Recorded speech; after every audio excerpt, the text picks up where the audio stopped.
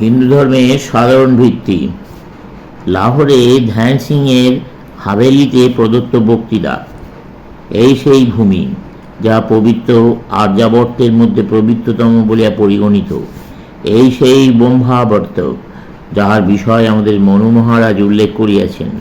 এই সেই ভূমি যেখানে আত্মতত্ত্ব জ্ঞানের জন্য সেই প্রবল আকাঙ্ক্ষা ও অনুরাগ প্রসূত হইয়াছে। ইতিহাসের সাক্ষ্য অনুসারে বোঝা যায় ভবিষ্যতে এই ভাব সমগ্র জগৎকে প্রবল বন্যায় প্লাবিত করবে।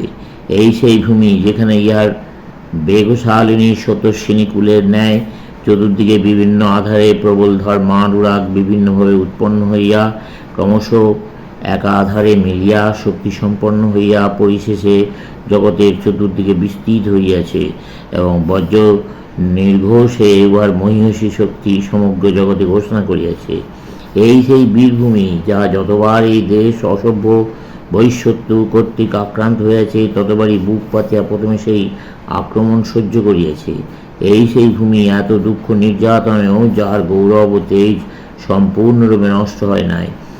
এখানেই অপেক্ষাকৃত আধুনিক কালে দয়াল নানক তার অপূর্ব বিশ্বপ্রেম প্রচার করেন।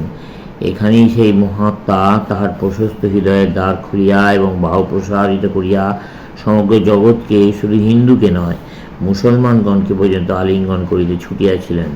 এখানেই আমাদের জাতির শেষ ও মহিমান্বিত বীরগণের অন্যতম গুরু গোবিন্দ সিং জন্মগ্রহণ করেন। তিনি ধর্মের জন্য নিজের এবং নিজ প্রাণ সম প্রিয়তম আত্মীয়বর্গের রক্তপাত করিয়াছিলেন এবং যাহাদের জন্য এই রক্তপাত করিলেন তাহারাই যখন তাকে পরিত্যাগ করিল তখন মর্মাহত সিংহের ন্যায় তিনি দক্ষিণ দেশে গিয়া নির্জন বাস আশ্রয় করিলেন এবং নিজ দেশের প্রতি বিন্দুমাত্র অভিশাপ বাক্য উচ্চারণ না করিয়া, বিন্দুমাত্র অসন্তোষের ভাব প্রকাশ না করিয়া মর্তধাম হইতে অপসৃত হইলেন। এই পঞ্চনদের সন্তানগণ, এখানে এই আমাদের প্রাচীন দেশে আমি তোমাদের নিকট আচার্যরূপে উপস্থিত হই নাই, কারণ তোমাদেরকে শিক্ষা দেওয়ার মতো জ্ঞান আমার অতি অল্পই আছে। দেশের পূর্বাঞ্চল হইতে আমি পশ্চিমাঞ্চলের ভাতৃগণের সহিত সম্ভাষণ বিনিময় করিতে এবং পরস্পর ভাব মিলাইবার জন্য আসিয়াছি। আমি এখানে আসিয়াছি আমাদের মধ্যে কি বিভিন্নতা আছে তা বাহির করিবার জন্য নহে, আসিয়াছি আমাদের মিলনভূমি কোথায় তাহাই অন্বেষণ করিতে। কোন ভিত্তি অবলম্বন করিয়া আমরা চিরকাল সৌহার্দ্য সূত্রে আবদ্ধ থাকিতে পারি, কোন ভিত্তির উপর প্রতিষ্ঠিত হইলে যে বাণী অনন্তকাল ধরিয়া আমাদেরকে আশার কথা শুনাইয়া আসিতেছে তাহা প্রবল হইতে প্রবলতর হইতে পারে তা বুঝবার চেষ্টা করিতে আমি এখানে আসিয়াছি। আমি এখানে আসিয়াছি তোমাদিগের নিকট কিছু গঠনমূলক প্রস্তাব করিতে, কিছু ভাঙিমার পরামর্শ দিতে নয়। সমালোচনার দিন চলিয়া গিয়াছে, আমরা এখন কিছু গড়িবার জন্য অপেক্ষা করিতেছি। জগতে সময় সময় সমালোচনা, এমনকি কঠোর সমালোচনারও প্রয়োজন হইয়া থাকে, কিন্তু সে অল্প দিনের জন্য। অনন্তকালের জন্য আছে কার্য, উন্নতির চেষ্টা ও গঠন, সমালোচনা বা ভাঙাচোরা নয়। প্রায় গত 100 বৎসর ধরিয়া আমাদের দেশের সর্বত্র সমালোচনার বন্যা বইয়াছে। পাশ্চাত্য বিজ্ঞানের তীব্র রশ্মি জাল অন্ধকারময় দেশগুলির ওপর পড়িয়া অন্যান্য স্থান অপেক্ষা আমাদের আনাচে কানাচে গলি ঘুঁজিতেই যেন সাধারণের দৃষ্টি বেশি আকর্ষণ করিয়াছে। স্বভাবতই আমাদের দেশে সর্বত্র বড় বড় মনীষীগণের শ্রেষ্ঠ মহিমময় সত্যনিষ্ঠ ন্যায়ানুরাগী মহাত্মাগণের অভ্যুদয় হইল। তাঁদের হৃদয় অপার স্বদেশ প্রেম এবং সর্বোপরি ঈশ্বর ও ধর্মের প্রতি অপ্রবল অনুরাগ ছিল। আর এই মহাপুরুষগণ স্বদেশকে এত প্রাণের সহিত ভালোবাসিতেন বলিয়া, তাদের প্রাণ স্বদেশের জন্য কাঁদিত বলিয়া তাহারা যাহা কিছু মন্দ বলিয়া মনে করিতেন তাহাই তীব্রভাবে আক্রমণ করিতেন। অতীতকালে এই মহাপুরুষগণ ধন্য, তাহারা দেশের অনেক কল্যাণ সাধন করিয়াছেন। কিন্তু বর্তমান যুগের মনোভাব ধ্বনিত হইতেছে যথেষ্ট, সমালোচনা যথেষ্ট হইয়াছে, দোষ দর্শন যথেষ্ট হইয়াছে, এখন নতুন করিয়া গড়িবার সময় আসিয়াছে। এখন আমাদের সমস্ত বিক্ষিপ্ত শক্তিকে সংহত করিবার, এগুলিকে কেন্দ্রীভূত করিবার সময় আসিয়াছে। সেই সমষ্টি শক্তির সহায়তায় বহু শতাব্দী ধরিয়া যে জাতীয় অগ্রগতি প্রায় রুদ্ধ হইয়া রইয়াছে তার সম্মুখে আগাইয়া দিতে হইবে। এখন বাড়ি পরিষ্কার হইয়াছে, ইয়াতে নতুন করিয়া বাস করিতে হইবে। পথ পরিষ্কার হইয়াছে। আর্য সন্তানগণ, সম্মুখে অগ্রসর হও। ভদ্রমহোদয়গণ, এই কথা বলিবার জন্যে আমি আপনাদের কাছে আসিয়াছি। আর প্রথমেই আপনাদেরকে বলিতে চাই যে আমি কোনো দল বা বিশেষ সম্প্রদায়ভুক্ত নহি। আমার চোখে সকল সম্প্রদায় মহান ও মহিমময়। আমি সকল সম্প্রদায়কেই ভালোবাসি এবং সমগ্র জীবন ধরিয়া উহাদের মধ্যে যা সত্য, যাহা উপাদেয়, তাহাই বাইর করিবার চেষ্টা করিতেছি।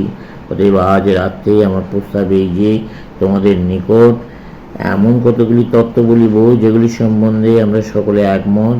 যদি পারি আমাদের পরস্পরের মিলনভূমি আবিষ্কার করিবার চেষ্টা করিব, এবং যদি ঈশ্বরের কৃপায় ইহা সম্ভব হয় তবে ওই তত্ত্ব কার্যে পরিণত করিতে হইবে।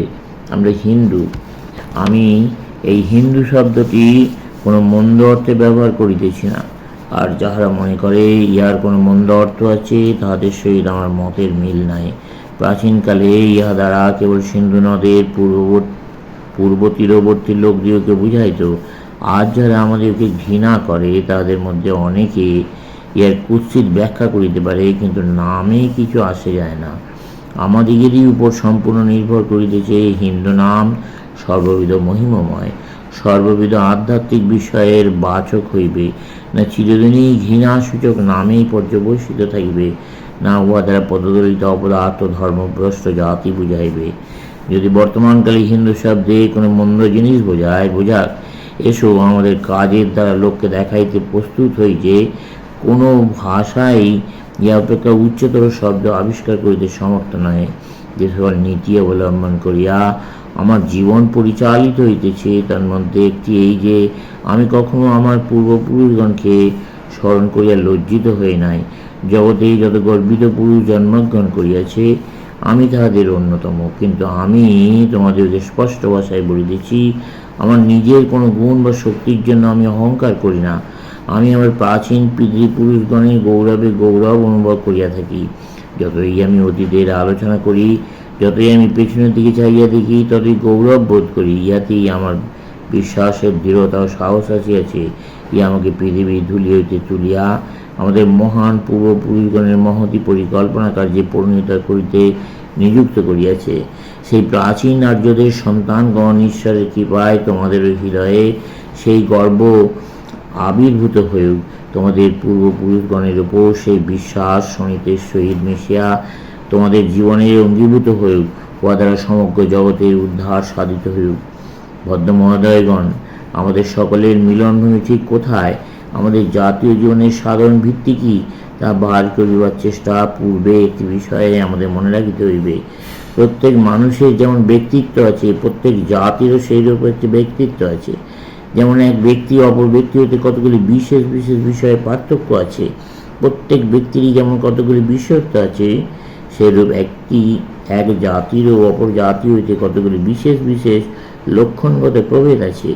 আর যেমন প্রত্যেক ব্যক্তিকে প্রকৃতির কোনো বিশেষ উদ্দেশ্য সাধন করিতে হয়, যেমন তার নিজ অতীত কর্মের দ্বারা নির্দিষ্ট বিশেষ দিকে তাহাকে চলিতে হয়, জাতির পক্ষেও সেই রূপ।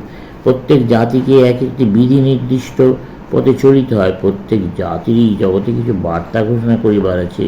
প্রত্যেক জাতিকে ব্রত বিশেষ উদযাপন করিতে হয়। অতএব প্রথম থেকেই আমাদেরকে জানিতে হইবে জাতীয় ব্রত কী, জানিতে হইবে বিধাতা এই জাতিকে কী কার্যের জন্য নিযুক্ত করিয়াছেন। বুঝিতে হইবে বিভিন্ন জাতির প্রগতিতে ইহার স্থান কোথায়। জানিতে হইবে বিভিন্ন জাতির সঙ্গীতের ঐক্যতা নেই, তাকে কোন সুর বাজাইতে হইবে। আমাদের দেশের ছেলেবেলায় গল্প শুনিতাম কতগুলি সাপের মাথায় মণি আছে। তুমি সাপটিকে লইয়া যা ইচ্ছা করিতে পারো, কিন্তু যতক্ষণ ওর মাথায় ওই মণি থাকিবে ততক্ষণ তাকে কোনো মতে মারিতে পারিবে না। আমরা রাক্ষসীর অনেক গল্প শুনিয়াছি। রাক্ষসীর প্রাণ একটি ছোট পাখির ভেতর থাকিত।